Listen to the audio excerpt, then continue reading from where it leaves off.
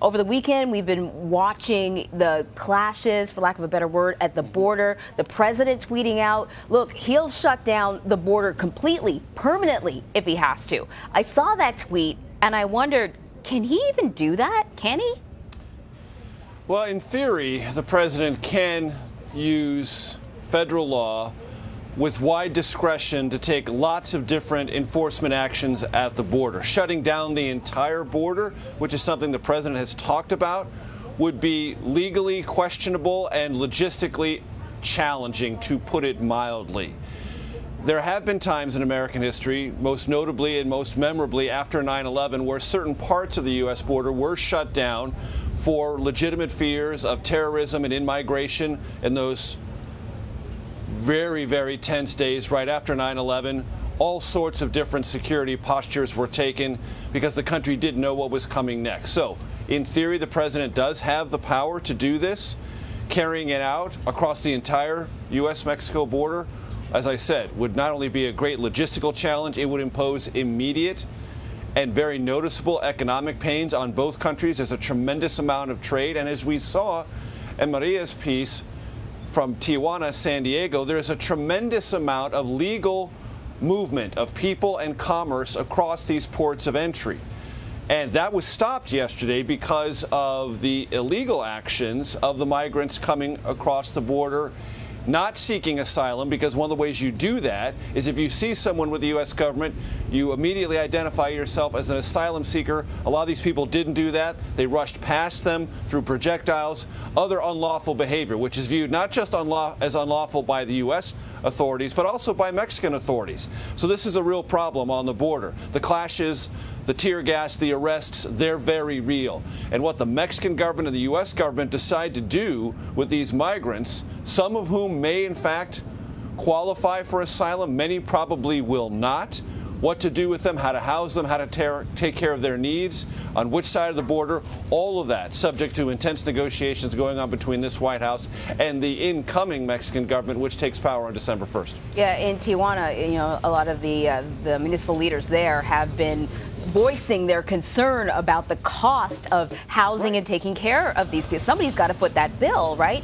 Exactly. They're understandably alarmed about the arrival of these people. What are their intentions? Where do you put them?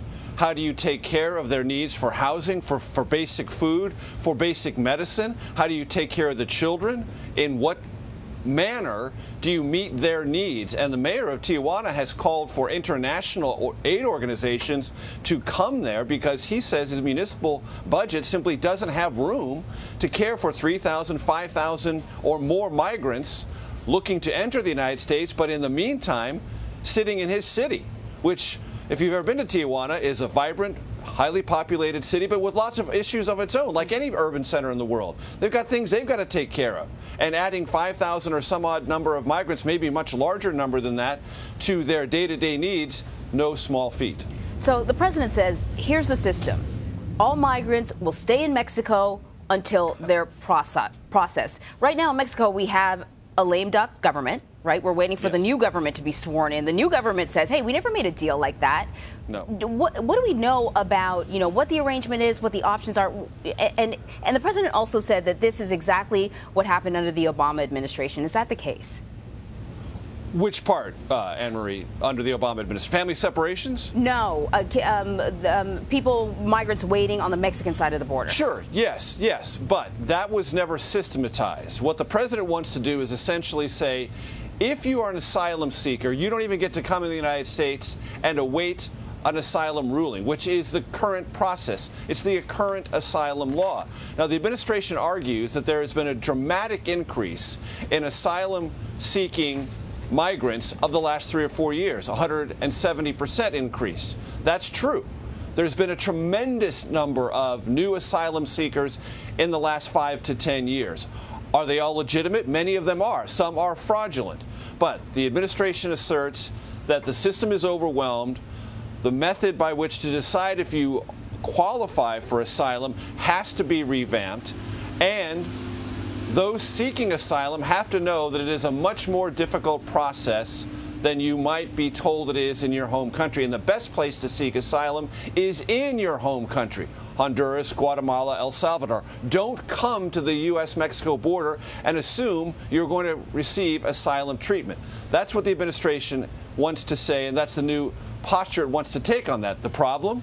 That's not what underlying law currently says. That's why these legal challenges have proliferated, and the administration has lost more than it has won, especially when it deals with changing asylum policy. There is no policy to keep asylum seekers in Mexico. It would have to be a negotiated agreement with the Mexican government. And this new Mexican government, A, says there's no deal. B, if there is going to be a deal, it wants something in compensation. What does it want? Probably private investment, maybe some direct U.S. government aid to pay for these costs, and maybe some significant U.S. investment in Guatemala, Honduras, and El Salvador to do what? Deal with the underlying economic problems that are creating this migrant crisis in the first place.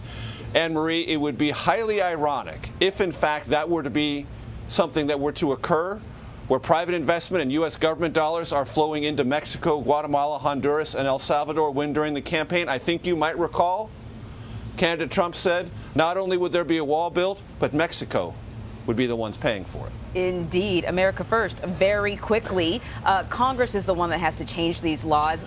Sure. The end of the year is coming soon. Can we expect anything from Congress on this immigration debate in the coming week? Well, the president has threatened to maybe shut down the government if there's no border wall funding sufficient to the needs. Republicans are still in charge in the lame duck session. This is going to be their last opportunity in all likelihood to bring that and asylum changes, maybe some other immigration law changes, to the president's desk. There's not much time to do it. It's going to take a tremendous amount of political muscle and ingenuity. Stay tuned. All right, Major Garrett, thank you so much. Sure.